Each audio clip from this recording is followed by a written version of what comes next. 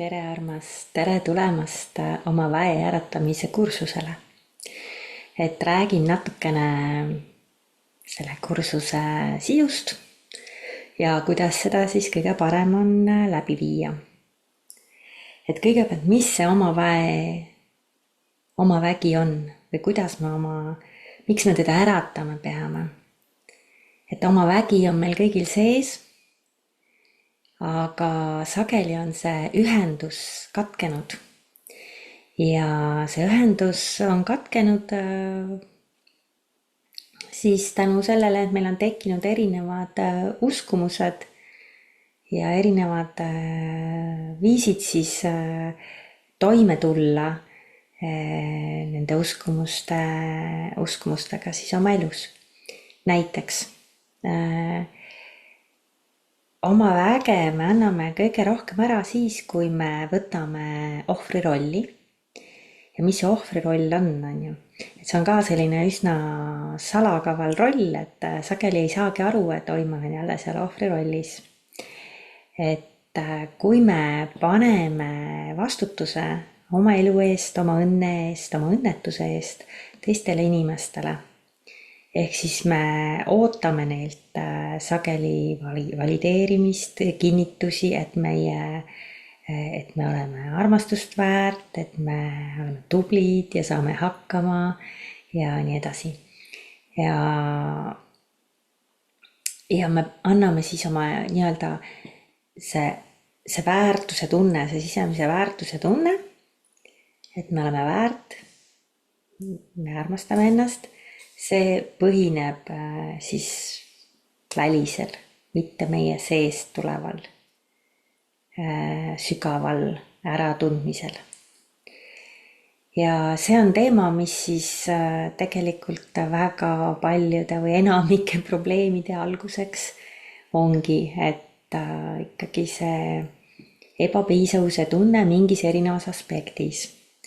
Ja siin on oluline aru saada, et ongi, et me võime tunda ennast mingis osas väga piisavana ja kuskil on siis mingid nurgad, mida me ei taha vaadata, mida me ei taha tunnistada ja siis me maskeerime, et siis on selline kompenseerimine veel, mis toimub, et näiteks väga levinud ka, et inimesed, kes on väga edukad, et see ei pruugi tähendada ka, et nendel on see oma vägi ja enese piisavuse tunne paigas ja kätte saadud, et selline tohutu tung siis läbi karjääri ennast nii-öelda valideerida ja kellegile tõestada, et ma suudan. See sageli on ka, siis seal taga on üks hetk. Et kui huvitav, eks ole, muusika hakkab ise mängima järsku. Vabandan, et siis jah, et see sügav tung tõestada kogu maailmale või siis tegelikult oma vanematele, et ma suudan, ma saan, et see ka on siis mask, kus siis on taga mingisugune tunne, et mul on midagi puudu, ma pean seda kuidagi tõestama välisega. Ja sageli siis sellised tõestamisaktid nagu ületöötamine on ju, et nad põletavadki sind läbi, sest see töö või mis iganes tegevus, see ei tule sealt enda sisemisest väest, see ei tule sealt, et sul voolab üle ja sa annad, vaid see tuleb sellest, et ma pean selle augu ära varjama siin, et mul on mingi puudus. Ja jah, et siis kui sul on hea ühendus oma sisemise väega, siis sa teed ka asju tegelikult teisest energiast.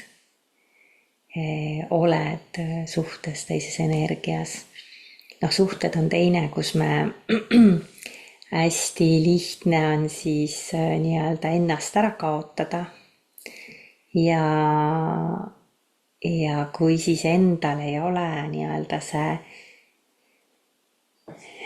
ei ole keskmes, ei ole paigas päris see enda piisavuse tundega kõik. Et siis ka, et me loodame, et partner kuidagi turgutab meil seda. Me tahame, et ta meid kogu aeg kiidaks ja oma tundeid kinnitaks ja me võtame seda partnerit kui kinnitust, et meie oleme väärt. Ja kui see partner nüüd ära kaob, siis kukub jälle kogu see ehitatud nii-öelda valedel alustel loss kukub kokku ja sa jõuad sinna auku, kus sa tunned, et sa ei ole väärt. Ja tegelikult kogu sellel nii-öelda sellel ebapiisavusel ja mitte väärt olemise tundel põhinevad ju väga suured tööstused, et kui te vaatate reklaame, mis on kosmeetika, ilutööstus näiteks, siis need põhinevad just sellel, et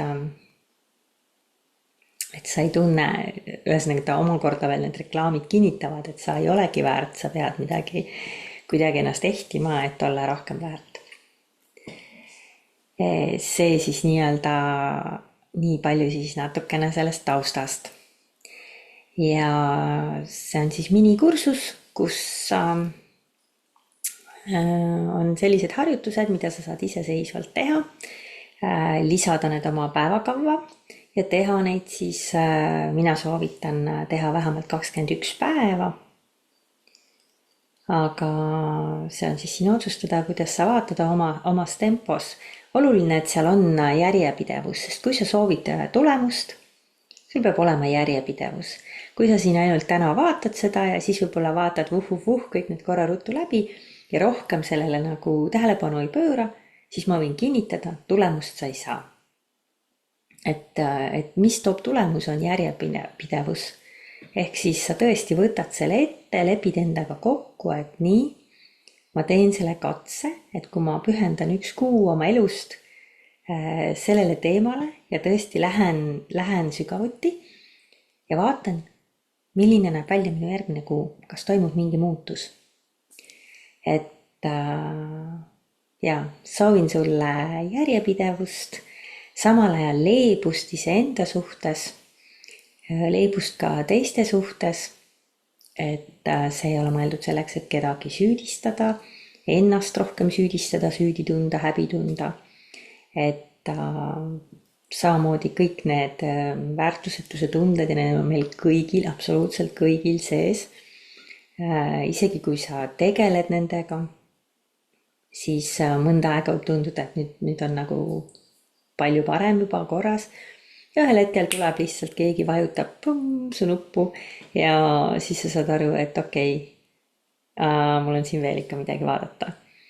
Et me õpime tegelikult kogu elu ja oluline ongi siis see teadlikkus ja oluline on teada mõningaid nippe siis, millega ennast nii-öelda jälle tuua tagasi sinna keskmesse, saada ühendus oma väega ja toimida siis sellest kohast. Aga soovin sulle head kursust ja kohtume varsti.